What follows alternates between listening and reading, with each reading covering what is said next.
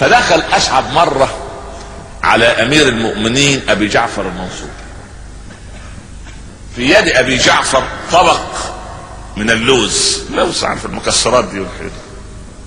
أبو جعفر يعلم نهم أشعب للطعام، فأخذ واحدة وألقاها إلى أشعب.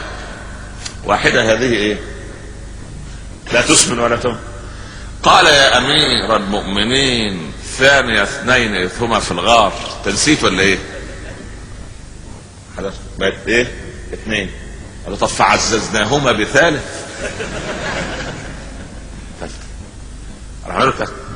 قال له خذ 4 من الطير فصرهن إليه،